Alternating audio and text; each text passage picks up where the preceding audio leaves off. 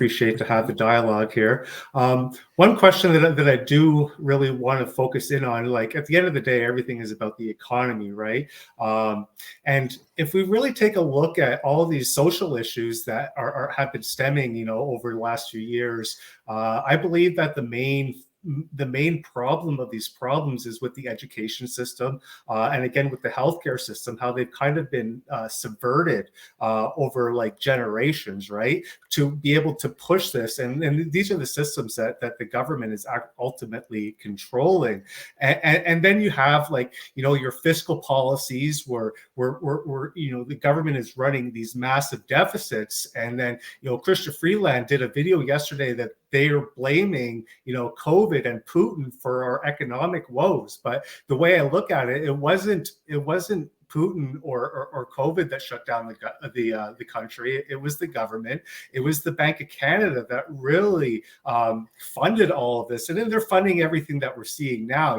With this trans movement and all these social issues. So really, what I want to know is, what is your take on the Bank of Canada as well as the government and their relationship, and how would you see perhaps separating that or eliminating that connection by abolishing the so-called central bank, not even auditing, but completely abolishing it? Because I truly believe that a vast majority of our problems are due to the monetary corruption inherent in our society. So how do you see that moving forward?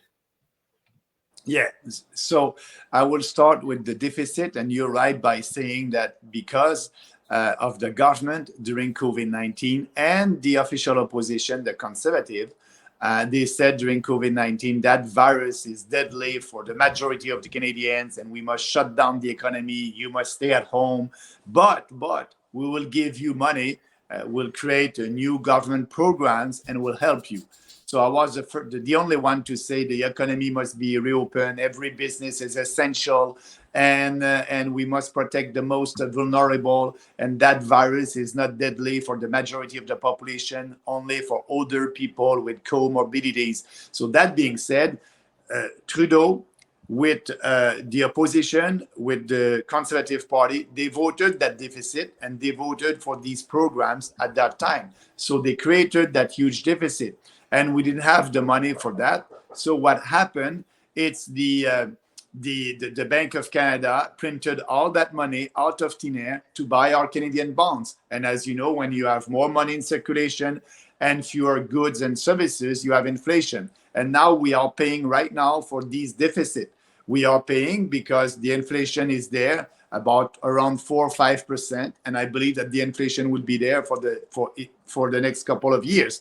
So that being said, we have that because the Bank of Canada was the ATM machine, and the Bank of Canada financed the federal government for these programs. So Poilievre can speak, we need to control inflation, but the way to do that is to have an agreement with the Bank of Canada. You're saying that we must abolish the Bank of Canada.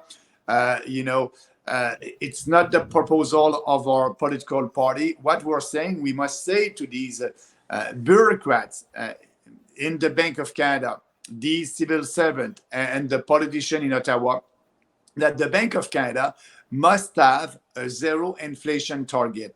Like that, they won't be able to create money out of thin air. They won't be able to create inflation.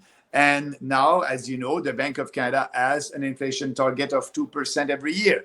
And 2% every year for the last 10 years, we had 25% inflation. Now, we have 4 or 5% inflation, but for sure, for the next 10 years altogether, we'll have 25% minimum inflation. So inflation is a tax. We must stop that. But Poilievre said that, he will freeze the budget. He won't cut the budget.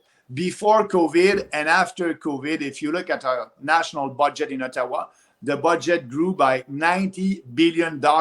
But Poilievre won't cut that. He will keep the budget like that. He will cut liberal spending and replace that by conservative spending. He won't balance the budget. And that being said, the Bank of Canada would create money out of thin air, would create inflation.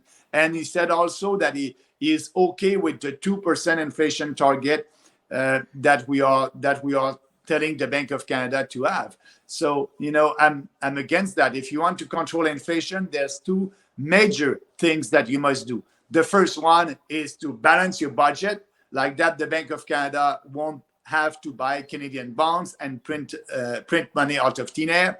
Balance the budget as soon as possible. We'll do that the first year. And after that, telling the Bank of Canada, you have a zero inflation target.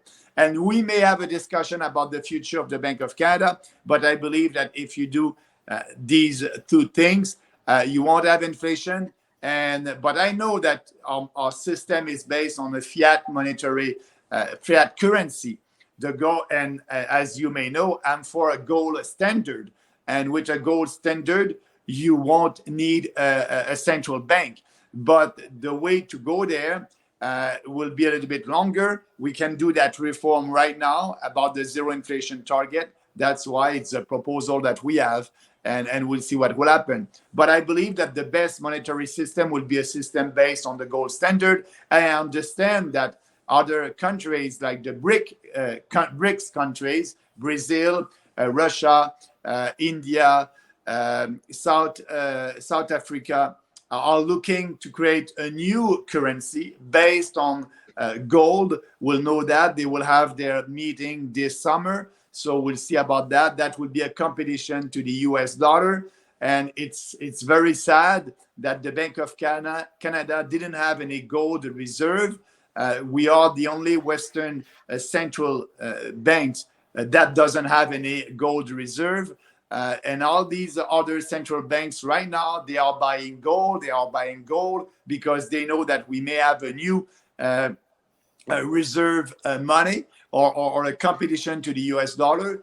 And that may be based on gold. And that's why they're buying gold. So I believe that,